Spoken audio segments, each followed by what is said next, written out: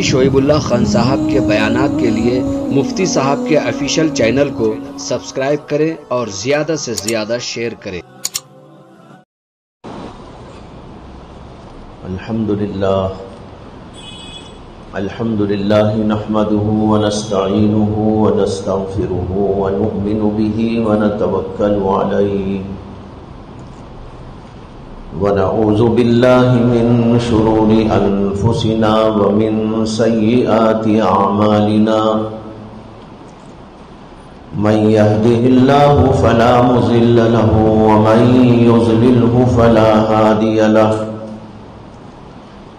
ونشهد أن لا إله إلا الله وحده لا شريك له ونشهد أن سيدنا ومولانا محمدا عبده ورسوله صلى الله عليه وعلى آله وأصحابه وأزواجه وذرياته وسلم تسليما كثيرا كثيرا أما بعد فأعوذ بالله من الشيطان الرجيم بسم الله الرحمن الرحيم يا أيها الذين آمنوا كتب عليكم الصيام كما كتب على الذين من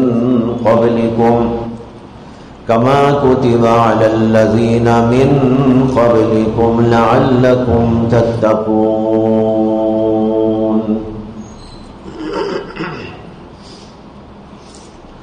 بزرگان محترم، دوستو اور بھائیو، رمضان مبارک کا عظیم الشان مہینہ اللہ کے فضل سے، کرم سے ہم سب پر سایہ فگن ہے، اور ہم سب کو اللہ تعالیٰ نے دوبارہ اس مہینے کی فضیلتوں، برکتوں، رحمتوں سے استفادے کا موقع عطا فرمایا ہے، جس پر ہم سب لوگوں کو بہت بہت اللہ کا شکر گزار ہونا چاہیے۔ بہت سے لوگ وہ ہیں جو گزشتہ سال ہمارے اندر موجود تھے، آج ہمارے اندر وہ موجود نہیں۔ بہت سے وہ حضرات ہیں جو اس وقت موجود ہونے کے باوجود کچھ بیماریوں کا شکار ہیں، حالات کا شکار ہیں، کمزوریوں کا شکار ہیں، جس کی وجہ سے روزے نہیں رکھ سکتے، تراویح نہیں پڑھ سکتے، اور بہت ساری عبادتوں کو انجام نہیں دے سکتے۔ اللہ نے ہم سب لوگوں کو صحت دی، عافیت دی، تندرستی دی، اور پھر رمضان جیسے عظیم الشان اور مبارک مہینے میں ہم سب لوگوں کو مسجد میں جمع ہونے اور روزہ رکھنے کی توفیق عطا فرمائی۔ اس پر ہم سب لوگوں کو اللہ کا بہت بہت شکریہ ادا کرنا چاہیے۔ ایک حدیث یاد آ گئی اس وقت کہ ایک صحابی تھے اور وہ اللہ کے راستے میں جہاد کرتے ہوئے شہید ہو گئے۔ اسی جہاد کے اندر ایک اور صحابی بھی شریک تھے، لیکن وہ شہید نہیں ہوئے بلکہ واپس آئے،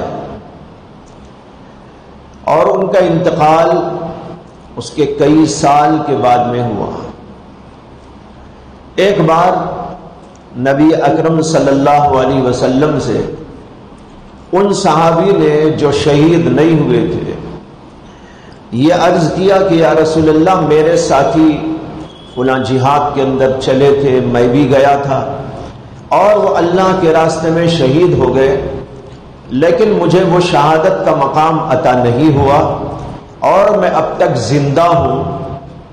وہ میرے سے آگے بڑھ گئے، میں پیچھے رہ گیا۔ تو نبی اکرم صلی اللہ علیہ وسلم نے بڑا عجیب اور حیرت انگیز جواب دیا۔ نبی اکرم صلی اللہ علیہ وسلم نے فرمایا کہ ہو سکتا ہے کہ تم ان سے زیادہ مرتبہ پانے والے ہو۔ انہوں نے کہا یا رسول اللہ وہ کیسے؟ تو کہا کہ دیکھو وہ تو شہید ہوئے اور چلے گئے، لیکن تم کو اللہ نے اس کے بعد نماز پڑھنے کا، روزہ رکھنے کا، تلاوت کرنے کا، ذکر کرنے کا، دین کی خدمت کرنے کا، دعوت و تبلیغ کرنے کا، دین کی اشاعت و دین کی حفاظت کرنے کا، ان سب چیزوں کا موقع اس کے بعد بھی عطا کیا، تو اس کی وجہ سے ہو سکتا ہے کہ تمہارا مقام ان سے بھی آگے ہو جاتا۔ تو اسی طرح میں عرض کرنا چاہتا ہوں کہ اللہ نے ہم کو دوبارہ یہ زندگی دی ہے اور صحت کے ساتھ، عافیت کے ساتھ دوبارہ رمضان کا مہینہ عطا کیا ہے، تو ہم بہت خوش نصیب ہیں، اور اللہ نے یہ خوش نصیبی ہم کو عطا کی ہے۔ لیکن اس وقت ہماری ذمہ داری یہ ہے کہ ہم اس رمضان مبارک کو صحیح طور پر گزارنے کی کوشش کریں۔ اگر ہم نے اس رمضان کو صحیح طور پر گزارا، اللہ کے حکم کے مطابق، رسول اکرم صلی اللہ علیہ وسلم کے طریقے کے مطابق، آپ کی ہدایات کے مطابق، تو یہ رمضان ہمارے لیے باعث سعادت ہوگا اور ہمارے درجات کی بلندی کا سبب بن جائے گا۔ اور اگر خدا نخواستہ رمضان کی ان گھڑیوں کو کوئی آدمی گنوا دے، روزے چھوڑ دے، تراویح چھوڑ دے، ذکر اذکار چھوڑ دے، اور گناہوں میں مبتلا ہو جائے، غلط کاریوں میں مبتلا ہو جائے، غیبتوں میں، چغلیوں میں لگ جائے، آنکھوں کا گناہ کرنے لگے، زبان سے غلط چیزیں استعمال کرنے لگے، یہاں تک کہ اس کا رمضان گناہوں میں گزر جائے، تو اس سے زیادہ محروم القسمت بھی کوئی نہیں ہو سکتا۔ اگر اللہ نے ہمیں دیا ہے تو اس کو اپنے لیے بنا لینا، اپنے لیے سعادتوں اور رحمتوں اور برکتوں کا اس کو ذریعہ بنا لینا، یہ ہے اصل چیز۔ ورنہ اللہ تو سب کو عطا کرتے ہیں، اللہ کی رحمت سب کے لیے وسیع ہے، لیکن اس رحمت سے استفادہ کرنے والے وہی لوگ ہوتے ہیں جو اس میں محنت کرتے ہیں، مجاہدہ کرتے ہیں، اللہ کے حکم کے مطابق رہنے کی کوشش کرتے ہیں۔ رمضان مبارک کے مہینے میں ہم سب لوگوں کو دو باتوں کا بہت زیادہ اہتمام کرنا ہے۔ ایک تو یہ کہ عبادات کی انجام دہی، اور دوسرے ہے گناہوں سے بچنا۔ اگر پوری شریعت کا خلاصہ آپ نکالیں، قرآن کا خلاصہ، احادیث کا خلاصہ، دین کے تمام امور کا خلاصہ، تو اس میں آپ کو دو ہی باتیں ملیں گی۔ ایک بات ملے گی معروفات پر چلنا، اچھائیوں اور خوبیوں، طاعتوں اور نیکیوں کو بجا لاؤں، اور دوسرے ہے کہ گناہوں، منکرات، برائیوں، خماستوں سے اپنے آپ کو بچا لینا۔ پورے دین کا خلاصہ یہی دو باتیں ہیں۔ اسی کو کہا جاتا ہے امر بالمعروف نہی عن المنکر۔ ایک ہے معروفات کی اشاعت اور ایک ہے منکرات سے لوگوں کو بچانا۔ یہاں دیکھیے دو لفظ آئے ہیں، معروف اور منکر۔ معروف کو ہم نے اختیار کیا، ایک کام ہوا، منکر اور برائی سے اپنے آپ کو ہم نے بچا لیا، یہ دوسرا کام ہوا۔ یہی دو کام پوری شریعت کا خلاصہ ہے۔ لہذا ہم دو کاموں کو بہت مضبوطی کے ساتھ پکڑ لیں۔ ایک طاعتوں کو، معروفات کو انجام دینا۔ رمضان مبارک کے مہینے کے علاوہ بھی بہت سی عبادات ہیں جو رمضان میں بھی کرنے کی ہے، لیکن رمضان میں کچھ خاص عبادتیں اور ہوتی ہیں۔ نماز تو ہمیشہ پڑھنا ہے۔ بہت سے بیچارے یہ سمجھتے ہیں کہ رمضان میں نماز پڑھنا ہے۔ ارے بھائی، رمضان ہو، غیر رمضان ہو، شعبان ہو، ربیع الاول ہو، محرم کا مہینہ ہو، کوئی دن ہو، نماز تو ہر آدمی پر جو مسلمان ہو، عاقل ہو، بالغ ہو، اس کے اوپر فرض کر دی گئی۔ لہذا بہت سے لوگ یہ جو سمجھتے ہیں کہ رمضان میں نماز پڑھنا ہے، یہ بات بہت غلط ہے۔ رمضان میں بھی پڑھنا ہے، رمضان کے جانے کے بعد بھی پڑھنا ہے، رمضان سے پہلے بھی پڑھنا ہے۔ ہر مسلمان عاقل بالغ اس بات کا مکلف ہے کہ وہ 5 وقتہ نماز پابندی کے ساتھ میں پڑھا کرے۔ اس لیے یہ بھی عہد کیجئے رمضان میں کہ ہم رمضان کے جانے کے بعد نماز نہیں چھوڑیں گے۔ تو کچھ عبادات تو وہ ہیں جو رمضان اور غیر رمضان ہر وقت مشہور ہے، جیسے کہ میں نے عرض کیا نماز ہے، اسی طرح ذکر ہے، تلاوت ہے۔ رمضان مبارک کے مہینے کے اندر 2 عبادتیں خاص ہوتی ہیں۔ ایک عبادت روزے کی جو دن میں انجام دی جاتی ہے، اور دوسری عبادت تراویح کی نماز کی جو رات میں انجام دی جاتی ہے۔ دن میں روزہ رکھنا ہے، رات میں تراویح کی نماز پڑھنا ہے۔ تراویح کی نماز سنت مؤکدہ ہے، جبکہ رمضان کا روزہ رکھنا فرض عبادت ہے۔ اللہ نے قرآن میں فرمایا یا ایھا الذین آمنوا کتب علیکم الصیام کما کتب علی الذین من قبلکم لعلکم تتقون، اے ایمان والو تمہارے اوپر روزوں کو فرض قرار دے دیا گیا ہے۔ کتبہ اس کا ترجمہ اصل میں آتا ہے لکھ دیا گیا ہے، اور اللہ جب کسی چیز کو لکھ دیتے ہیں تو فرض ہو جاتا ہے۔ اللہ نے اپنے قانون میں لکھ دیا، اللہ نے ہمارے اوپر اس بات کو لاگو کر دیا۔ کیا لاگو کر دیا؟ کتب علیکم الصیام، روزوں کو تمہارے اوپر فرض کر دیا گیا ہے۔ کما کتب علی الذین من قبلکم، جیسے کہ تمہارے سے پہلے لوگوں پر بھی اس کو فرض کیا گیا تھا۔ لعلکم تتقون، تاکہ تم تقوی والے بن جاؤ۔ اس آیت کریمہ کے اندر ایک بات تو یہ بتائی گئی ہے کہ روزہ فرض ہے۔ سب سے اہم ترین فرض نماز ہے، اس کے بعد زکوٰۃ ہے، اور تیسرے نمبر پر روزہ ہے۔ احادیث کے اندر بھی کثرت کے ساتھ یہ مضمون بیان کیا گیا، اور سب مسلمان جانتے ہیں کہ رمضان کا روزہ فرض ہے۔ تو اللہ نے اسی کو کہا کتب علیکم الصیام، تمہارے اوپر روزوں کو فرض کر دیا گیا ہے۔ آگے اللہ نے کہا کما کتب علی الذین من قبلکم، جس طرح تمہارے سے پہلے لوگوں پر بھی اس کو فرض قرار دیا گیا تھا۔ یہ بات اس لیے اللہ نے ارشاد فرمائی تاکہ کوئی آدمی روزہ رکھنے کو بہت زیادہ مشکل نہ سمجھ جائے۔ اللہ نے اس کے دل میں آسانی اور اس کے دل کے اندر اس کے سہل پن کو پیدا کرنے کے لیے بتایا، یہ تمہارے ہی اوپر فرض نہیں کیا گیا، تمہارے سے پہلے بھی لوگ ایسے گزرے ہیں جن کے اوپر اس کو فرض قرار دیا گیا تھا۔ یہ تم ہی نہیں رکھ رہے ہو، تمہارے سے پہلے لوگ بھی رکھتے رہے۔ عام طور پر ہم لوگ کھانا کھاتے کھاتے کھاتے اس قدر کھانے کے عادی ہو گئے ہیں کہ اگر بھوکا رہنے کہا جائے تو بڑا مشکل معلوم ہوتا ہے۔ حضرت مولانا حکیم الامت مولانا اشرف علی تھانوی رحمت اللہ علیہ فرمایا کرتے تھے تمام عبادات میں روزہ سب سے آسان عبادت ہے۔ عبادتیں تو اور بھی ہیں جیسے نماز، زکوٰۃ اور حج، یہ بھی تو عبادات، لیکن روزہ سب سے زیادہ آسان ترین عبادت ہے۔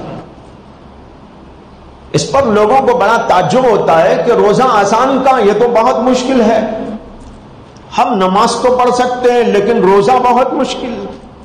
ہم تو حج کرنے ہر سال چلے جائیں گے، اس لیے کہ ہم تو بڑے مالدار ہیں نا، کروڑ پتی ارب پتی، بار بار حج کریں گے، چاہے لوگوں کو ڈبا کے کریں کہ لوگوں کو مار کے کریں، لیکن مال ہاتھ میں آ گیا ہے تو لوگ حج پہ حج کرتے ہیں اور عمرے پہ عمرے بھی کرتے ہیں۔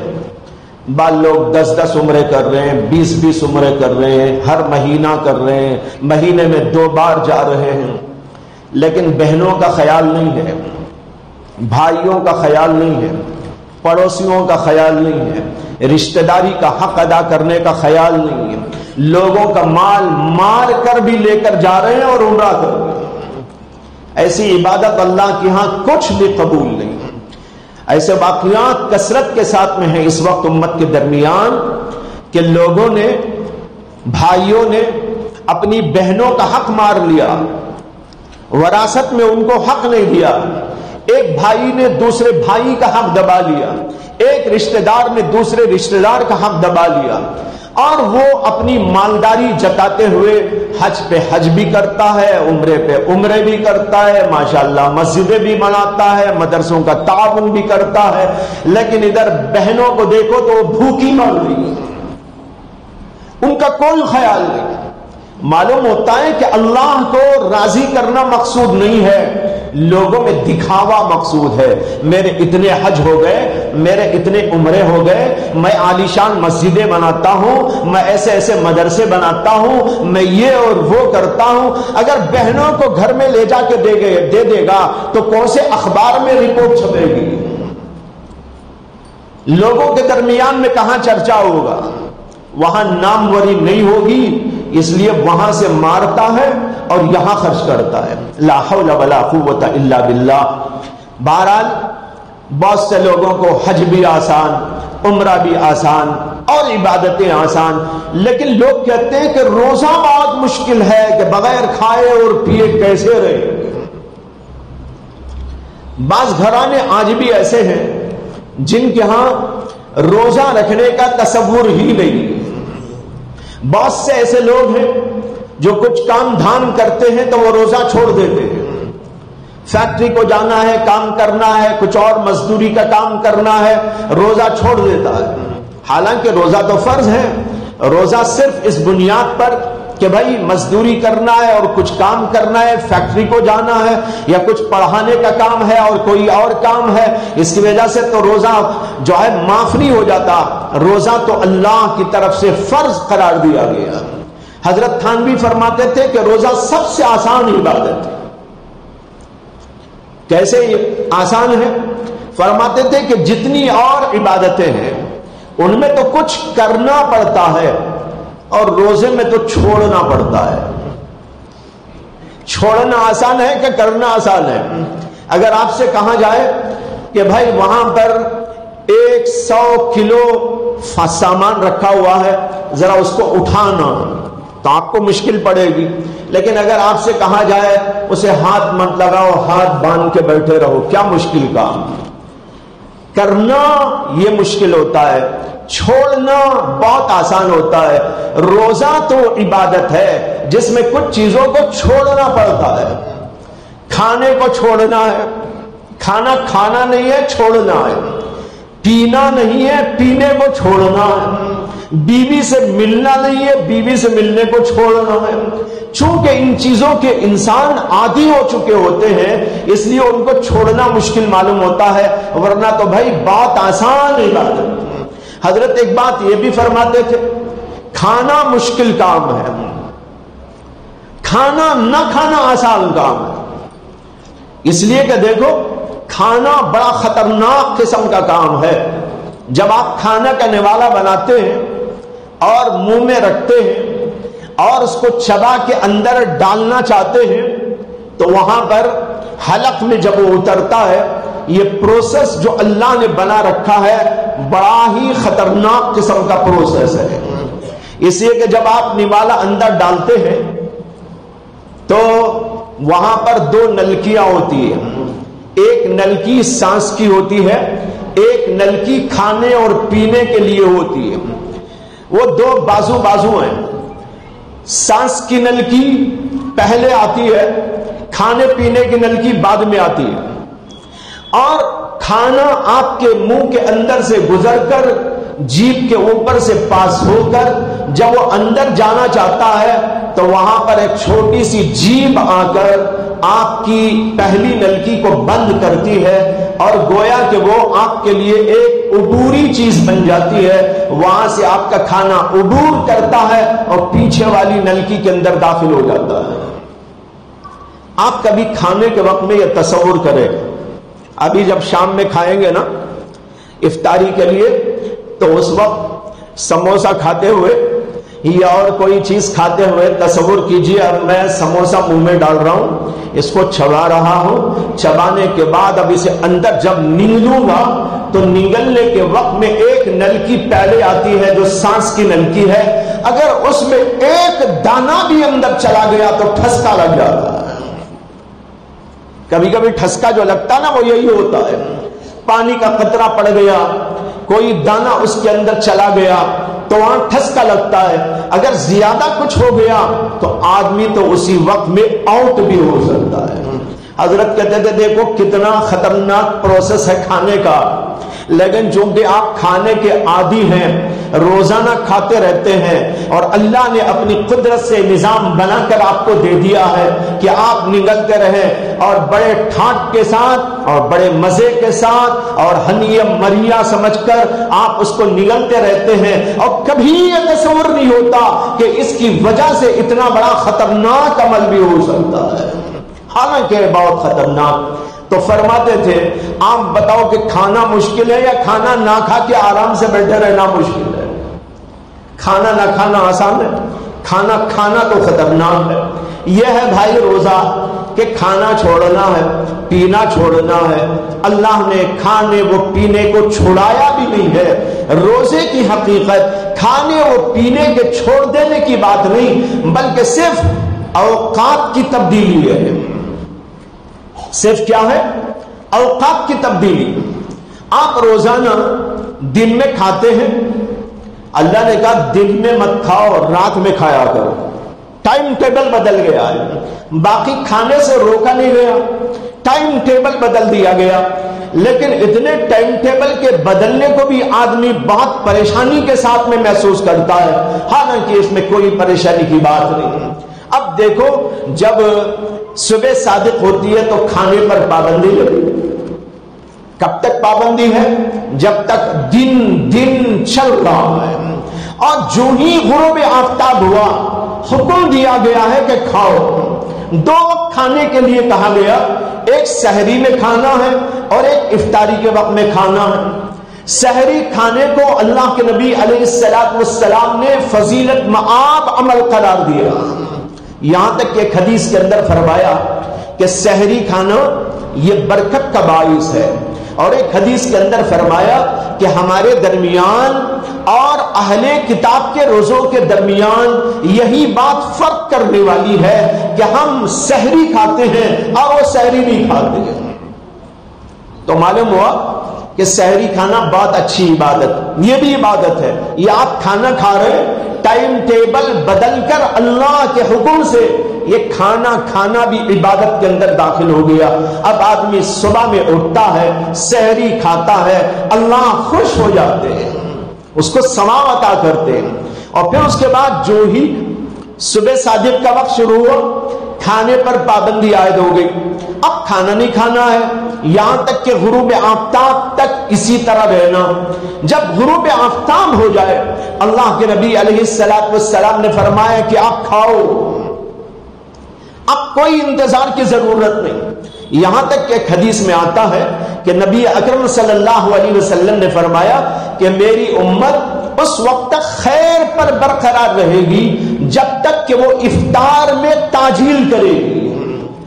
تاجیل مانے جلدی، جو ہی غروب آفتاب ہوا اب انتظار کی ضرورت نہیں ہے، غروب آفتاب ہوا آپ فوراً کھانا کھائے، آپ فوراً افطاری کرے۔ اللہ کے نبی کو یہ بات پسند ہے۔ اللہ کے نبی صلی اللہ علیہ وسلم نے فرمایا میری امت اس وقت تک خیر پر ہے جب تک کہ وہ افطار کرنے میں جلدی کرے۔ ہاں ایک منٹ آدھ منٹ تھوڑا سا یہ انتظار کر لے کہ بھئی سورج اچھی طرح غروب ہو جائے، اسے کہ کبھی کبھی ایسا ہوتا ہے پتہ نہیں چلتا، یہ احتیاط کی بات الگ ہے، وہ ایک منٹ آدھ منٹ کا قصہ ہے۔ کوئی ضروری نہیں کہ آدمی 5 منٹ انتظار کرے، کوئی ضروری نہیں کہ 3 منٹ انتظار کرے. غروب آفتاب ہو گیا اور اب تو جنتریاں موجود ہیں، آپ کو دیکھنے کی بھی ضرورت نہیں. مؤذن بھی اعلان کرتا ہے اور آپ خود بھی دیکھتے ہیں تو جنتریاں دیکھ دیکھ کر فیصلے کرتے ہیں. تو جنتری میں لکھا ہوا موجود ہے، جو وقت وہاں پر موجود، اس سے 1 2 4 5 سیکنڈ انتظار کیا، آدھ منٹ انتظار کیا، 1 منٹ انتظار کیا اور اس کے بعد آپ نے افطار کر لیا تو ہو گیا. اب کوئی انتظار کرنے لگے، نہیں میں 5 منٹ انتظار کروں گا، میں 10 منٹ کے بعد افطار کروں گا. اللہ کے نبی صلی اللہ علیہ وسلم فرماتے ہیں یہ پسندیدہ عمل نہیں. پسندیدہ عمل یہ ہے کہ جلدی سے جلدی افطار کیا جائے، اور میری امت اس وقت تک خیر پر برقرار ہے جب تک کہ وہ افطار کرنے میں جلدی کرے گی. ایک حدیث میں آتا ہے کہ ایک بار ایک صحابی نے حضرت عائشہ صدیقہ رضی اللہ تعالی عنہا سے عرض کیا کہ 2 صحابہ کو میں دیکھتا ہوں، ایک وہ ہے جو جلدی سے افطار کرتے ہیں اور پھر جلدی سے مغرب کی نماز پڑھتے ہیں، اور ایک صحابی کو میں نے دیکھا کہ وہ ذرا سا تاخیر کرتے ہیں افطار میں اور نماز پڑھنے میں بھی تھوڑی تاخیر کرتے ہیں.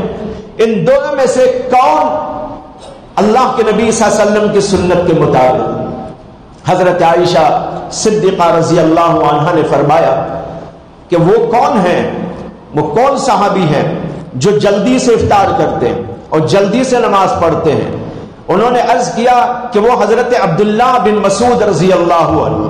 حضرت عائشہ صدیقہ نے فرمایا کہ ہاں یہی سنت ہے رسول اللہ صلی اللہ علیہ وسلم کی کہ جو ہی وقت غروب ہو گیا اللہ کے نبی علیہ السلام افطار کرتے تھے اور پھر اس کے بعد نماز کے لیے تشریف لے جاتے تھے. تو معلوم ہوا کہ یہ طریقہ اللہ کو پسند. تو دیکھو روزے میں صرف ٹائم ٹیبل بدلا ہے. اب پوری رات کھاؤ، ایسے ماشاءاللہ کھاتے بھی رہتے ہیں لوگ. جو شروع ہوتا ہے سحری تک بعد لوگوں کا چلتا ہی رہتا ہے، مختلف عنوانات سے چلتا ہے، مختلف لیبلوں سے چلتا ہے. ٹائم ٹیبل کیا بدلا، کھانے کا ایک بہت لمبا چوڑا سلسلہ جاری ہو گیا. میں نے پہلے بھی آپ کو سنایا تھا کہ ہمارے ایک ساتھی، ان کا ایک غیر مسلم سے تعلق تھا، تجارتی یا کچھ. تو انہوں نے مجھے بتایا کہ ایک بار وہ غیر مسلم ساتھی نے ان صاحب سے یہ پوچھا کہ وہ آپ لوگوں کا زیادہ کھانے کا مہینہ کب آ رہا، وہ آپ لوگوں کا زیادہ کھانے کا مہینہ کب آ رہا. بیچارہ سٹ پٹا گیا، زیادہ مہینے کا، زیادہ کھانے کا تو کوئی مہینہ نہیں ہے. نہیں وہ آپ لوگ جو دن میں نہیں کھاتے اور پوری رات کھاتے ہیں نا وہ مہینہ. اس نے کہا وہ رمضان کا مہینہ ہے. تو دیکھو لوگوں کے ذہنوں میں بھی آ گیا ہے کہ ہم دن میں نہیں کھاتے، رات میں بہت کھاتے ہیں. کھانا منع بھی نہیں ہے لیکن اس میں تھوڑی سی لمٹ کی ضرورت ہے. ایک حدیث میں آتا ہے کہ نبی اکرم صلی اللہ علیہ وسلم نے فرمایا رمضان کی فضیلتوں کو بتاتے بتاتے کہ یہ وہ مہینہ ہے یزاد فیہ رزق المؤمن، جس میں مومن کے رزق میں اضافہ کر دیا جاتا ہے. اللہ کے نبی نے جو بات فرمائی اس کا مشاہدہ ہر آدمی کرتا ہے کہ نہیں کرتا؟ ہر آدمی مشاہدہ کرتا ہے. جو جو پورے سال ہم نہیں کھاتے ماشاءاللہ رمضان میں وہ سب کھا لیتے ہیں. نئے نئے آئٹمس، نئے نئے انداز کے کھانے، نئی نئی ڈشیں پورے رمضان کے علاوہ کبھی نہیں ملتی. لیکن ماشاءاللہ رمضان میں اللہ کی طرف سے یہ ہوتا ہے یزاد فیہ رزق المومن، مومن کے رزق میں اضافہ ہو گیا. اب اللہ بہت کھلا رہا، بہت کھلا رہا. اور زیادتی میں مقدار کی زیادتی بھی ہے، آئٹمس کی زیادتی بھی ہے. دونوں آ گئے. آئٹم بھی بہت بڑھ جاتے ہیں، جو ملتا ہے وہ بھی بہت ملتا ہے، تو مقدار بھی زیادہ ہو جاتی ہے. اور پھر اس کے ساتھ آئٹمس بھی اللہ بہت بہت عطا کرتے ہیں. یہ رمضان مبارک کی برکت ہے. یزاد فیہ رزق المؤمن. لیکن اس کا مطلب یہ نہیں لینا چاہیے کہ ہم کو بس کھاتے ہی رہنا ہے. اس میں لمٹ ہے. اس لیے کہ بھائیوں روزے کا جو مقصد ہے وہ مقصد کئی مقاصد ہے، اور بعض احادیث کے اندر نبی اکرم صلی اللہ علیہ وسلم نے اس کی جانب اشارات کیے۔ اسی حدیث میں جس کے اندر یہ لفظ آیا یزاد فیہ رزق المومن، اسی کے اندر یہ بھی فرمایا رسول اکرم صلی اللہ علیہ وسلم نے یہ مہینہ مواسات کا مہینہ ہے، یہ مہینہ غم خاری کا مہینہ ہے۔ کیا مطلب ہوا؟ تم کو رزق اس لیے زیادہ دیا جا رہا ہے کہ تم کھاؤ، اپنی لمٹ کے مطابق کھانے کے بعد غریبوں کی امداد کرو، یتیموں کی رکھوالی کرو، بیواؤں کی طرف توجہ بھی کرو۔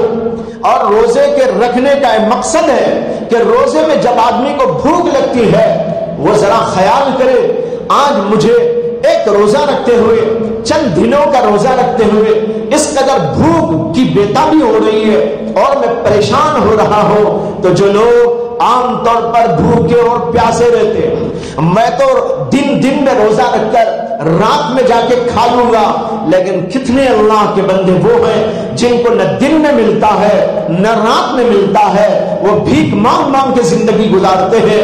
ان کے پیٹ میں جو بھوک کی وجہ سے، شدت کی وجہ سے تکلیف ہوتی ہوگی، یہ تکلیف مجھے ایک تھوڑی سی تکلیف سے اندازہ کرنا چاہیے۔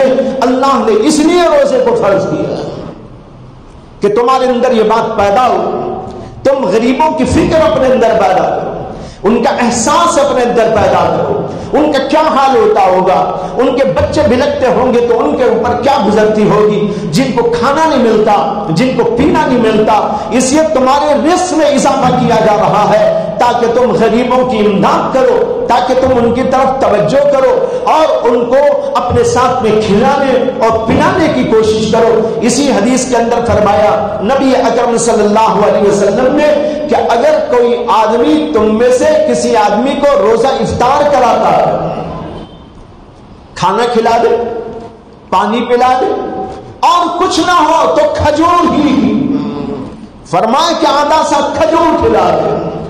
فرمایا کہ جو آدمی کسی روزے دار کو افطار کراتا ہے اس کو اتنا ہی اجر ملتا ہے جتنا اجر اس آدمی کو روزے کی وجہ سے ملتا ہے۔ تو دیکھو یہ فضیلت بیان، تو یہ رمضان کا مہینہ بڑی برکات کا مہینہ اور احساسات کو جلا بخشنے کا مہینہ، اس کے اندر غمخواری پیدا ہو، ہمدردی پیدا ہو، یتیموں کے ساتھ، بیواؤں کے ساتھ، غریبوں کے ساتھ، بھکاریوں کے ساتھ، اور ہم ان کو بھی دینے کی کوشش کریں۔ جہاں ہم اپنے لیے کھانا بناتے ہیں ایک دو آدمی کا کھانا ہم بڑھا لیں۔ یہاں تک کہ ایک حدیث کے اندر آتا ہے کہ نبی اکرم صلی اللہ علیہ وسلم نے فرمایا کہ جو آدمی رات بھر عبادت کرتا ہے، دن بھر روزہ رکھتا ہے، لیکن اس کے پڑوس کے اندر کوئی بھوکا ہوتا ہے، اس کو جا کر کہہ دینا کہ تیری یہ عبادت مقبول نہیں۔ کیوں؟ ہمدردی نہیں، غمخواری نہیں ہے، لوگوں کے ساتھ میں وہ سلوک نہیں ہے۔ اس لیے یہ روزہ فرض کیا گیا ہے کہ ہمارے اندر یہ احساسات بیدار ہو جائے۔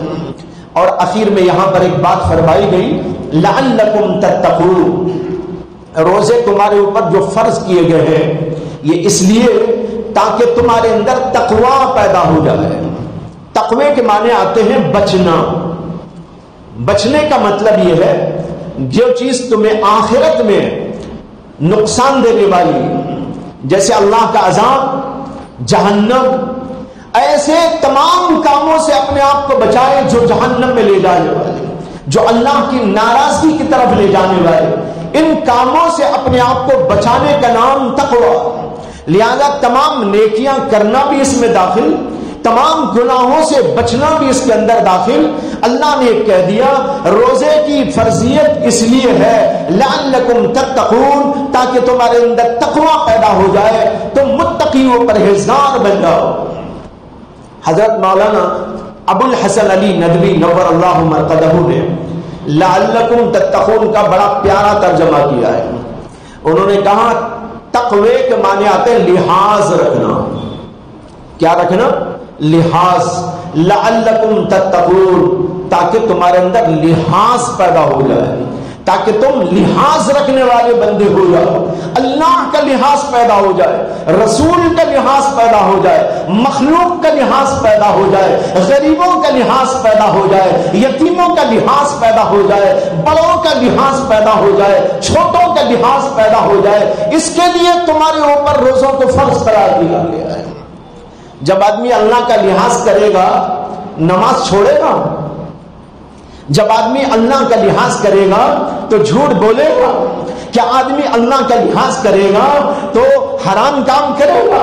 ظاہر بات ہے اللہ کا لحاظ کرنے والا اللہ کے لحاظ والے کام کرے گا، لحاظ کو توڑنے والا کوئی کام نہیں کرے گا۔ یہ ہے تقویٰ، اس میں تمام نیکیوں کا انجام دینا، برائیوں سے بچنا سب آ گیا، اور اس کے اندر مخلوق کا لحاظ بھی آ گیا۔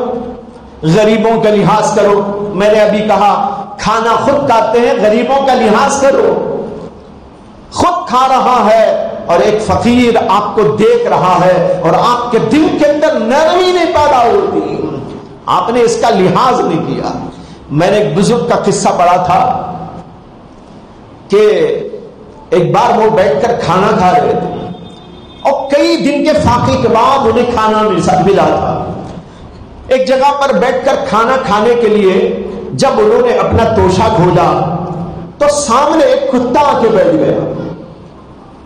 کتے عام تو ویسا ایسی کھلی جگہ میں آ جاتے ہیں، بیٹھ جاتے ہیں، یہ کھانا اٹھا کے کھانے لگے، کتا ان کے منہ کو دیکھنے لگا، ان کے دل کے اندر کتے کا لحاظ آ گیا۔ کیا آ گیا؟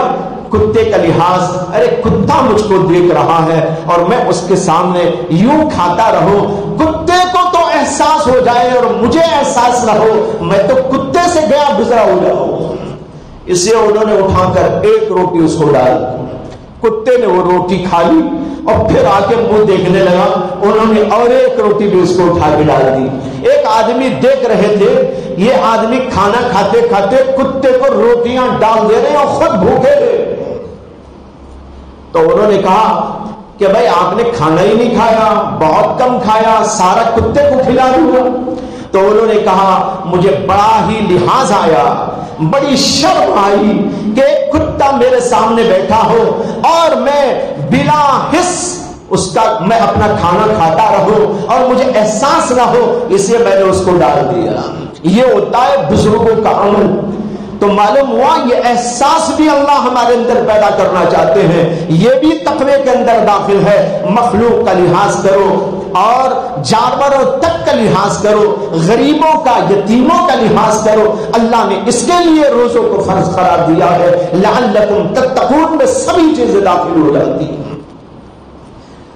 تو بھائیو، رمضان کا مہینہ آ گیا، اب ہمیں ان چیزوں پر عمل کی بڑی سخت پابندی کرنی چاہیے۔ تمام نیکیوں کو انجام دیجیے، روزہ رکھا کیجیے، روزہ چھوڑنے کی کبھی جرات نہ کرے۔ روزہ ایک چھوڑ دیا جائے اور اس کے بعد ساری زندگی اس کے بدل میں روزے پر روزے رکھتے چلے جائیں، تب بھی رمضان کی برکت اس کو نہیں دے سکتی۔ رمضان کی فضیلت کچھ اور ہے، اس کی برکات کچھ اور ہے۔ رمضان آتا ہے، اس کے اندر ایک عبادت فرض انجام دی جائے تو اس کے اوپر 70 فرضوں کا ثواب عطا کیا جاتا ہے، اور نفلی عبادت کی جائے تو اس کے اوپر فرض کا ثواب عطا کیا جاتا ہے۔ بہت ہی بھاری بھرکم یہ مہینہ، اس کی قدر کو پہچاننا، گناہوں سے اپنے آپ کو باز رکھنا۔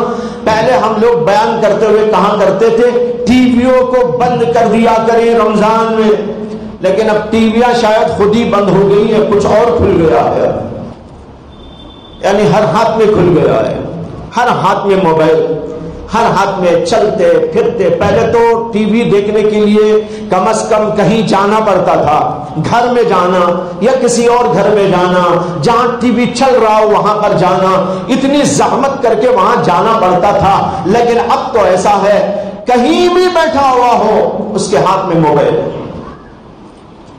چلتے ہوئے، کھاتے ہوئے، پیتے ہوئے۔ بعض لوگوں کو میں دیکھتا ہوں چلتے چلتے فون کر رہے ہیں۔ موبائل ایسا عام ہو گیا اور اس کے اندر ہر قسم کی خرافات، برائیاں، اس سے اپنے آپ کو بچانا بہت ہی ضروری، بہت ہی جو ہے بڑے سے بڑا فرض سمجھ لیجئے کہ اپنے آپ کو اس سے بچائے رکھے تاکہ رمضان ہمارا خراب نہ ہو، برا نہ ہو، اس کی برکات اور اس کی رحمتیں ہم سے اٹھا نہ لی جائیں۔ اس کے لیے ان سب چیزوں کا اہتمام کرنے کی ضرورت ہے۔ اللہ تعالیٰ سے دعا ہے کہ اللہ تعالیٰ مجھے بھی آپ کو بھی توفیق عطا فرمائے اور اس رمضان کی مبارک ساعتوں سے بھرپور استفادے کی توفیق عطا فرمائے۔ وآخر دعوانا ان الحمد للہ رب العالمین۔